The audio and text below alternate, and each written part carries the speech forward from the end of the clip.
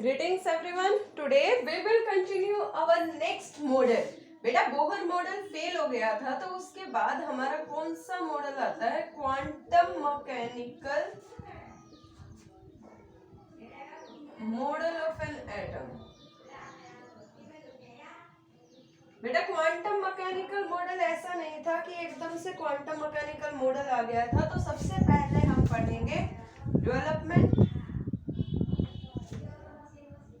Leading to quantum mechanical model. बेटा पहले इसकी डेवलपमेंट पढ़ेंगे या हम डिस्कस करेंगे कि बोहर मॉडल ने ना दो कंसेप्ट को एक्सप्लेन नहीं किया था। कौन कौन से? D Broglie hypothesis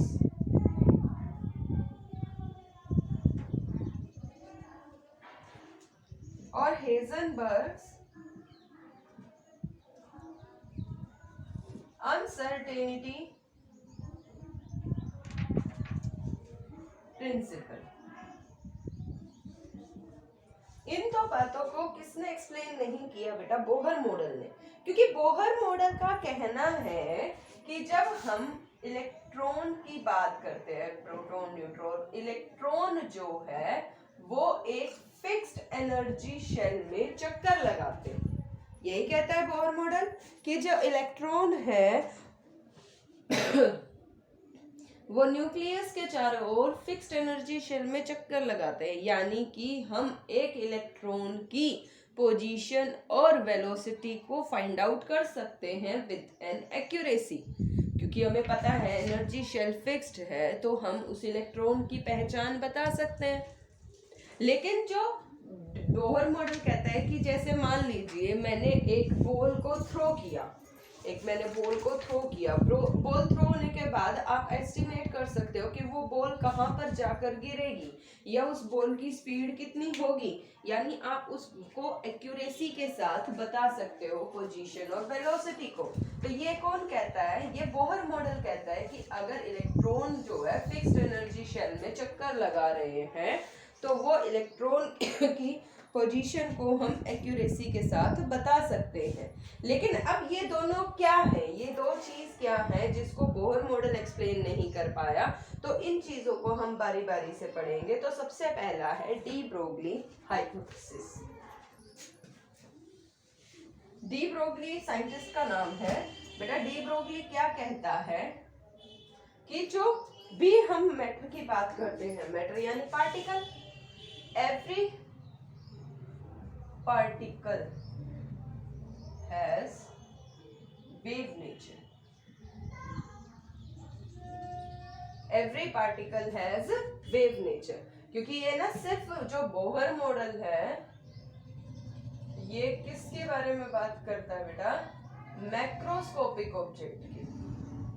macroscopic object की बोहर मॉडल किसकी बात करता है? मैक्रोस्कोपिक ऑब्जेक्ट की। लेकिन डी ब्रोगली हाइपोथेसिस या क्वांटम मैकेनिकल मॉडल किस पे आ जाता है? माइक्रोस्कोपिक ऑब्जेक्ट पे।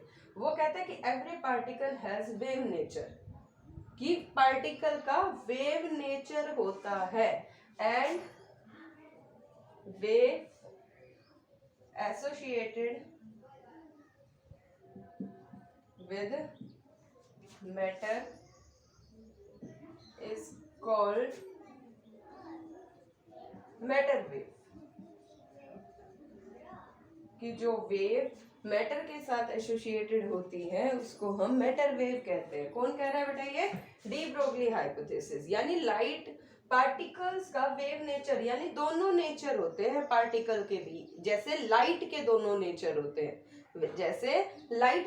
नेचर होते हैं, लेकिन हम लाइट की बात नहीं कर रहे, इलेक्ट्रोमैग्नेटिक रेडिएशंस की बात नहीं कर रहे, हम तो मैटर की बात कर रहे हैं, हम तो वेव पार्टिकल्स की बात कर रहे हैं। तो पार्टिकल का भी क्या होता है बेटा? Wave nature. ये नहीं है कि मैं कार के वेव नेचर की बात करूंगी तो कार मूव कर रही है तो वो वेव की फॉर्म में मूव करेगी, नहीं। हम किसकी बात कर रहे हैं? माइक्रोस्कोपिक ऑब्जेक्ट की। कि माइक्रोस्कोपिक ऑब्जेक्ट जब मूव करते हैं तो वो वेव नेचर शो करते हैं। क्लियर है? माइक्रोस्कोपिक ऑब्जेक्ट, अगर मान लीजिए ये न्यूक्लियस है, ये प्रोटॉन और न्यूट्रॉन है, तो इलेक्ट्रॉन अगर मूव कर रहा है तो वो वेव की फॉर्म में मूव कर रहा अगर लाइट की तरह पार्टिकल का वेव नेचर होता according to Planck's quantum theory, E is equal to h nu, Einstein के according E is equal to M C square, E से वैल्यू पुट कर दो, E is equal to h nu upon में M C square. बेटा nu को आप क्या लिख सकते हो, C बाय लैम्डा, न्यू को आप क्या लिख सकते हो, C by lambda, put the value C by lambda is equal to M C square. तो लैम्डा ऊपर ले आए बेटा, lambda is equal to H C upon में एम सी स्क्वेयर, सी से सी कट गया तो lambda is equal to H upon में M C.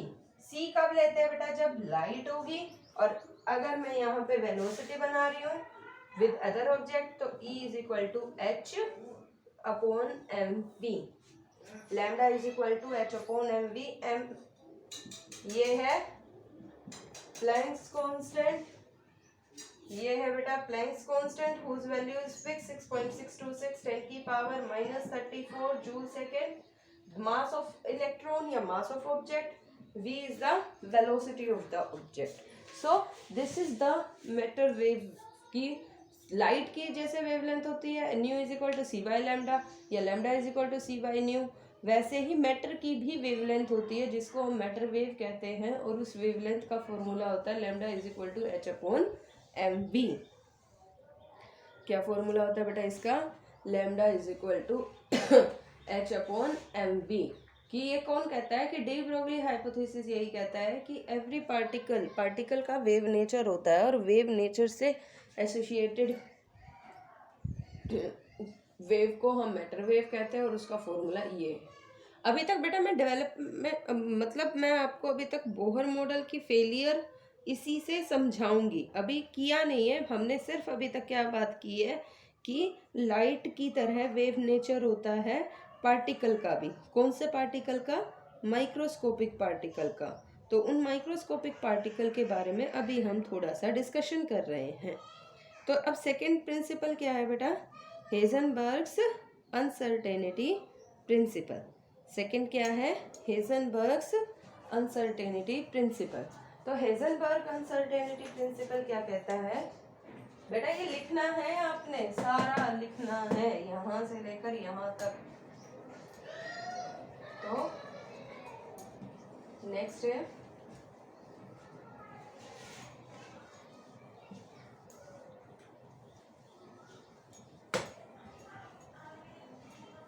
Heisenberg uncertainty principle कहता है it is not possible to measure position and velocity of microscopic object. हेजनबर्ग्स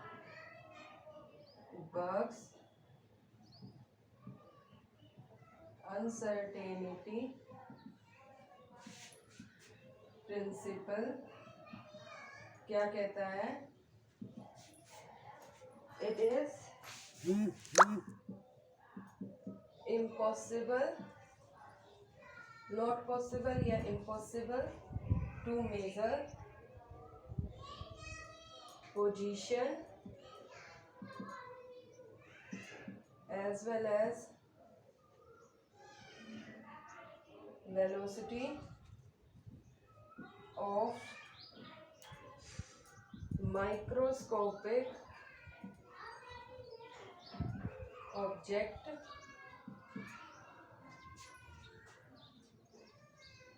it is impossible to measure position as well as velocity of microscopic object with accuracy at instant of time। मतलब एक time पर हम एक electron की position और velocity को major नहीं कर सकते।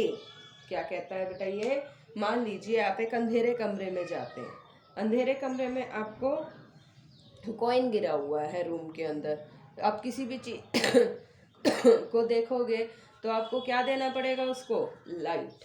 क्या देना पड़ेगा बेटा उसको, लाइट। जैसे ही कॉइन उसके ऊपर आप टॉर्च या बैटरी को ऑन करोगे, ऐसा तो नहीं होता ना कि कॉइन मूव करने लग जाता है, नहीं, क्योंकि वो कैसा ऑब्जेक्ट है, मैक्रोस्कोपिक ऑब्जेक्ट है। कैसा ऑब्जेक्ट है बेटे, मैक्रोस्कोपिक ऑब्जेक्ट है, बड़ा ऑब्जेक्ट है। लेकिन जब भी हम किसी स्मॉल चीज को देखेंगे, स्मॉल चीज को अंडर ऑब्जर्वेशन, मान लीजिए ये न्यूक्लियस है, यहाँ इलेक्ट्रॉन मूव कर रहा है, आप यहाँ पे लाइट देख रहे हैं। जैसे ही इस इलेक्ट्रॉन पे लाइट गिरेगी तो क्या होगा, ये इस तरह मूव करने की बजाय अपनी पोजीशन को चेंज कर देगा, क्योंकि एनर्जेटिक हो जाएगा बेटा। इसको तो बहुत स्मॉल एनर्जी चाहिए ना बेटा। तो it is not possible to measure कि किसी भी चीज को बिना लाइट के हम नहीं देख सकते, तो इसको देखने के लिए हमें लाइट चाहिए। तो इसको अगर मुझे पोजीशन और इसकी वेलोसिटी फाइंड आउट करनी है तो मैं विद एक्यूरेसी के साथ एक टाइम पे इसको काउंट नहीं कर सकती। क्लियर है? तो इसके लिए फॉर्मूला आ जाता है बेटा, अनसर्टेनिटी इन पोजीशन, एक्स को हम क्या बोलते हैं, delta X. Uncertainty in position, uncertainty in momentum, momentum mass into velocity को बोलते हैं, always greater than h upon 4 pi. Momentum क्या होता है, mv, तो delta x into delta v always greater than equal to h upon 4 pi m। तो ये क्या है बेटा आपका हेजनबर्ग्स अनसर्टेनिटी प्रिंसिपल का फॉर्मूला, कि it is not possible to anyone to calculate position as well as velocity of microscopic object at with accuracy। accuracy हाँ, probability कह सकते हैं, हम अंदाज़ा लगा सकते हैं, लेकिन accuracy के साथ नहीं बता सकते कि उसकी वैल्यू कितनी होगी। उसकी वैल्यू बेटा कितनी होगी, हम ये एक्यूरेसी के साथ नहीं बता सकते। और जब हम एक्यूरेसी के साथ नहीं बता सकते तो हम क्या कहेंगे, delta x into delta v is equal to या greater than equal to h upon 4 pi m। Clear है? अब बात करते हैं कि बोहर मॉडल क्या एक्सप्लेन नहीं कर पाया और या हमें इनसे क्या समझ में आता है। कि बोहर मॉडल ने ये कहा था कि इलेक्ट्रॉन जो है एक मैटर पार्टिकल है, यानी उसकी अगर हम बात करते हैं पोजीशन, बोहर मॉडल क्या था, प्रोटॉन, न्यूट्रॉन, इलेक्ट्रॉन चक्कर लगा रहे हैं। सबसे पहली बात तो यही कही थी इसने कि electrons are present in fixed energy shell, कि एनर्जी के शेल फिक्स्ड है। फिक्स्ड का मतलब क्या हो गया, यहाँ पर मुझे इलेक्ट्रॉन मिलेगा ही मिलेगा, जबकि हम तो पता ही नहीं कर सकते कि एक इलेक्ट्रॉन के मिलने की पोजीशन एक्यूरेट है या नहीं है, क्योंकि हेजनबर्ग अनसर्टेनिटी प्रिंसिपल यही कहता है ना कि it is not possible to calculate position and velocity with accuracy at a instant of time. जबकि बोहर मॉडल तो ये कह रहा है कि यहाँ इलेक्ट्रॉन मिलेगा, ये तो यही बात कह रहा है। तो जब हम पता ही नहीं कर सकते पोजीशन ऑफ इलेक्ट्रॉन, तो हम कैसे कहेंगे कि ये यहाँ पे फिक्स्ड एनर्जी शेल में है। So Bohr model can not explain the de Broglie hypothesis and Heisenberg's uncertainty principle. कि बेटा Bohr model de Broglie hypothesis, क्योंकि ये कहता है कि मैटर वेव है, वेव की फॉर्म में मूव करती है इलेक्ट्रॉन। ये तो यहाँ पे बिल्कुल फिक्स्ड बता रहा है ना, ये देखो लोकेशन फिक्स बता रहा है, जबकि इलेक्ट्रॉन कैसे मूव करते हैं, इन the form of matter wave. दूसरा पोजीशन फाइंड आउट नहीं कर सकते। तो ये बातें थी बेटा जिससे बोहर मॉडल तो फेल हो गया था, और यही बातें थी जिसने हमें क्वांटम मैकेनिकल मॉडल की तरफ लेकर गई। यही बातें हैं जो हमें क्वांटम मैकेनिकल मॉडल की तरफ लेके गई। क्वांटम मैकेनिकल मॉडल किसके द्वारा प्रेरित है बेटा, यहाँ कहेंगे किसके वजह से फेमस है, तो बेटा ये स्क्रोडिंजर वेव इक्वेशन की वजह से फेमस है। किसकी वजह से? स्क्रोडिंजर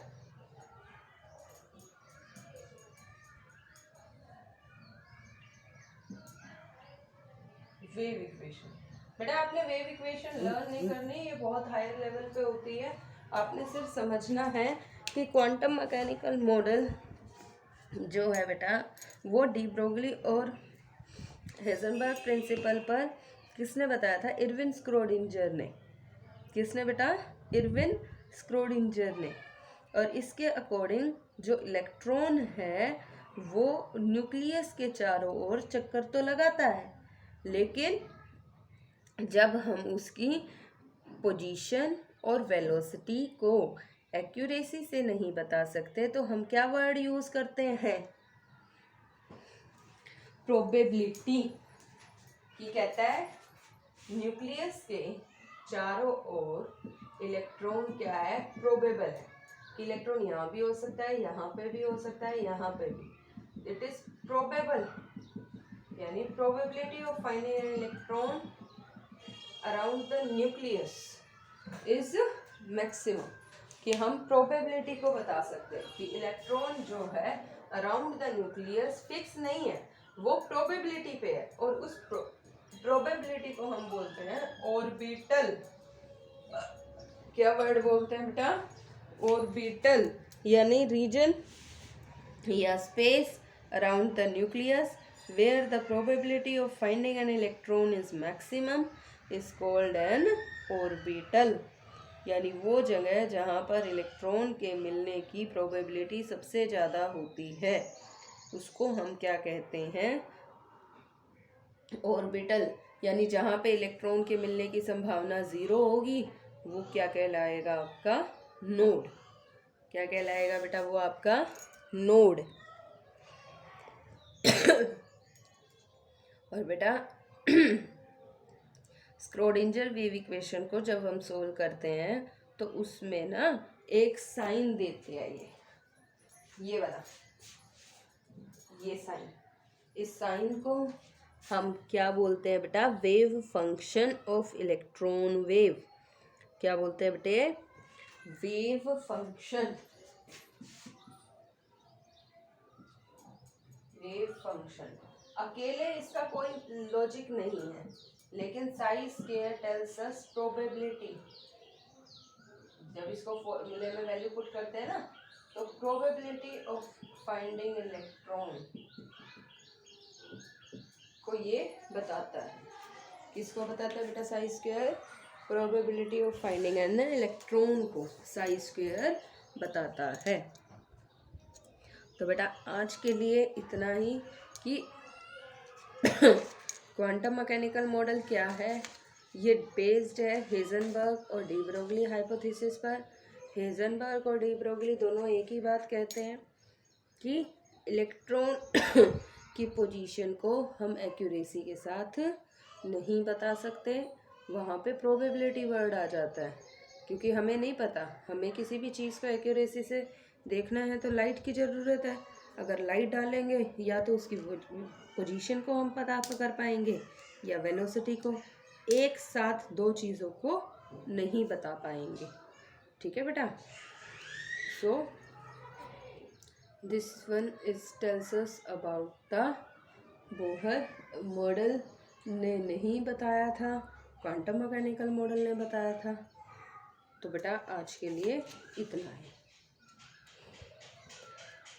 इसको मैं आपको दिखा भी देती हूँ आपकी बुक में। ये रहा बेटा स्क्रोडिंजर बोर मॉडल की शॉर्टकमिंग और development leading to dual behaviour of matter और हिजनबर्ग अनसर्टेनिटी प्रिंसिपल। ये आपका डी ब्रोगली आ गया बेटा, डी ब्रोगली इक्वेशंस। ये और याद रखना बेटा, lambda is equal to H upon m v. V क्या होता है? Half into kinetic energy. Kinetic energy एक ये भी तो होती है ना, half into m v square. Kinetic energy बेटा half into m v square. V में ये वैल्यू पुट करोगे ना बेटा, आपका lambda is equal to H upon under root 2m E भी आ जाएगा, E in the form of kinetic energy. ठीक है बेटा? एक फॉर्मूला आपका ये भी बन जाएगा, lambda is equal to h/√2 into m into kinetic energy. Clear है? ये लिखना है बेटा आपने सारा। ओके बेटा, थैंक यू।